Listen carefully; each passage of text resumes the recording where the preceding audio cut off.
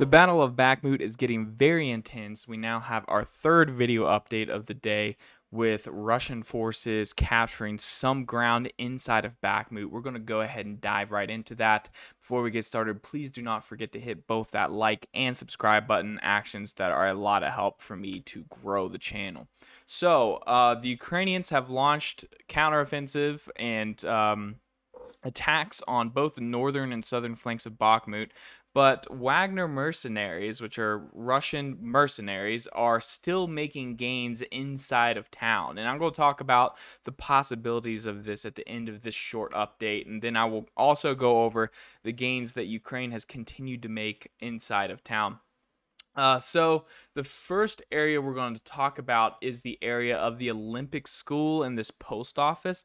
This area has now fallen under control of the Russian forces in the area. So this flank is significantly weaker for the Ukrainian side.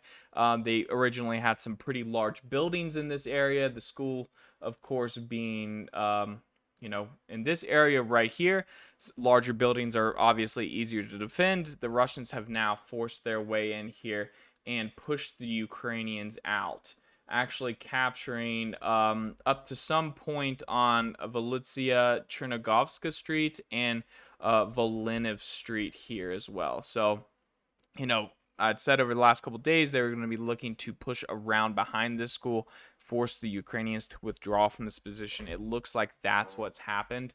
This also gives the Russians firing access into Kromove on the other side of the river as well, which could weaken this Ukrainian flank. Now, moving to the next position to discuss is the Citadel. There's actually kind of three separate updates here. We have divided into two different areas. The Russians, first off, has expanded their zone of control into this high-rise building here over on the, I guess you would call this the northwest, the northern side of the Citadel. And they have also expanded into all of these high-rise buildings here. Now, all of this update was given by Suryak Maps up to this point over here. He had that in his latest map update. I consider him to be one of the more reliable sources there are out there. In terms of this long residential building right here, this was reported in the most recent Rybar report. So Rybar, of course, is pro-Russian. I personally believe that it's probably very closely associated, if not completely controlled, by Russian intelligence. So it's very informed, typically not always completely reliable, but it's one of the better sources there. So if all of that is true, that's a significant entry into this Citadel area and a pretty good foothold. So that is a negative development for the Ukrainians there. The next area I want to talk about real quick is the southern parts of town. Now, this I just reported yesterday, especially this area down here to the furthest south where this post office and these high-rise buildings are here. This was just recently captured by Russian troops. In some of the reports from Ukrainian or pro-Ukrainian sources, they are mentioning that they re-entered into this area. I do not know if that's true or not. What some of the reports are suggesting is that the Ukrainians recaptured, I guess I'll do it in blue here, so because I already got yellow. They recaptured this area here, and they also captured some ground here, supposedly the industrial college. Now, I haven't seen any evidence of that. I'm not sure if it's true. In fact, I don't think it is. Now, if it does end up being true, we will make the correction and we will report it correctly. But as of now, there's no video evidence. It appears the Russians still hold these positions.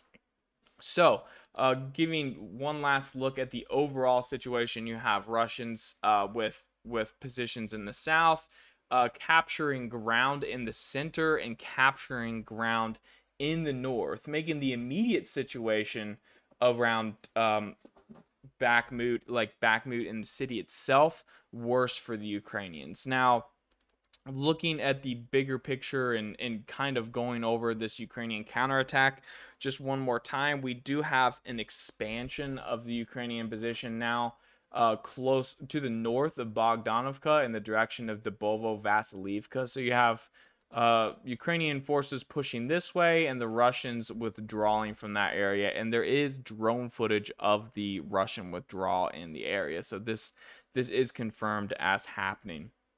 And I think zooming out just a little bit further, we want to get a look at the entire picture just one more time because I want to discuss this. I think this is important to discuss. There's two different options for what's going on here, and I've kind of laid it out on Twitter.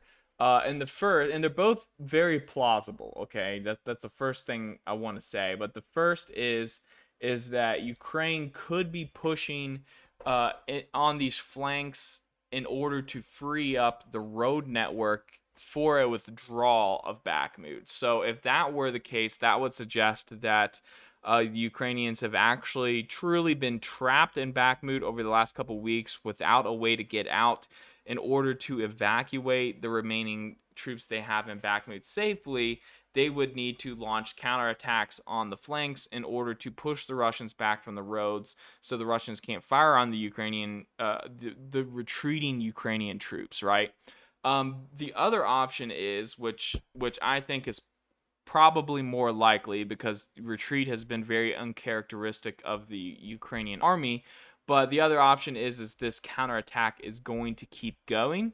And if that's the case, the next area I expect assault actions is to the north on the salient that the Russians have between Zelensky and Orekovo Vasilivka, Dubovo Vasilivka, down what's labeled here as this E40, but what we call the MO3 highway. I think that's what Ukraine calls it.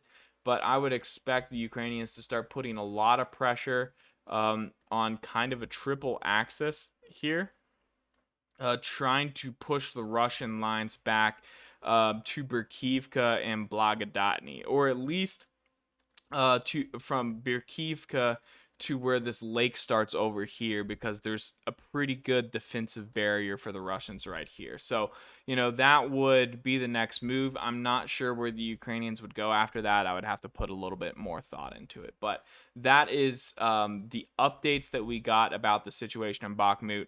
The Russians definitely capturing more ground inside of the city.